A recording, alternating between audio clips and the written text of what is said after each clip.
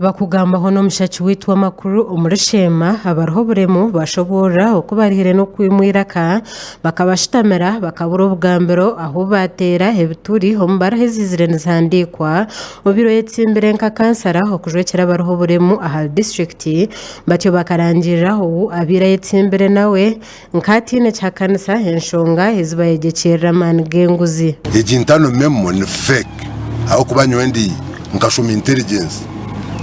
nimbandi rebe kintu nkimanyi sece cyo bari mu tikero so problem kajundirya whereby will open up a civil case against those people abachikoze ebarezo was comparing atizine kakwate on procedure ya government omukandike barezo Sharon nagasha uhirwa harakararwa babire betsimbire nuko kushobora enshonge singire kumuteganisa aho majidusegane yarahira akakomba hitaka aho hatarho orabiheho bugabe barwanirira hanga no mu electoral commission kuza ku meeting eyabeta barisibwe kahara advocates kandi nazayo kuni cyo bajya gutandika defense twakitamwe biro bitano hateje bari bampire yesterday electoral commission yashe nibagamba ngo biro ngo urukiko rwashitamire biro bishatu rukacwamo kasande navensi kubano opposite kandi nyonko entekateka yanje ninjira ngo eje bari kabenerga nko mu tribunal koktaho rigo department what decision from the commission which commission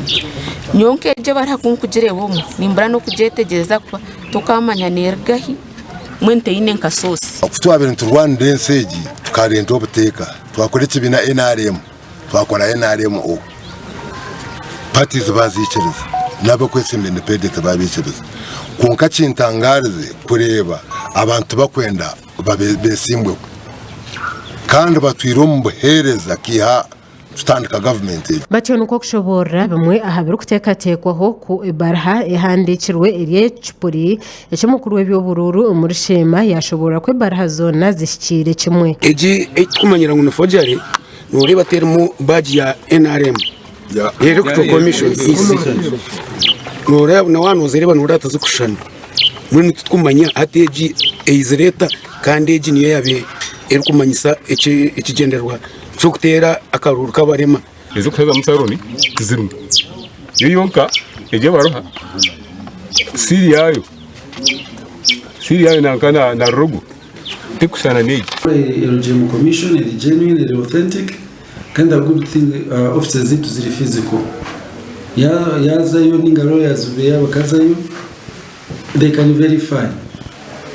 kansane kuraba man oppose commission is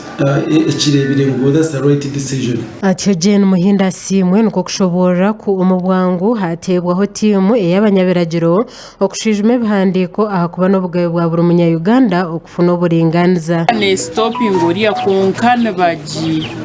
baji hakanisa habo kureba ngo terumu ebiye bibumanyirire ku bana bareba so nico twagerera ngoro yawe nakuza kuri yo mu electoral commission by close of business obwire rizoba butakizire tumanye ngwe bareheje ikire ninge kozireki basha kwa Gerard tugumo muri shema aha Watayari West.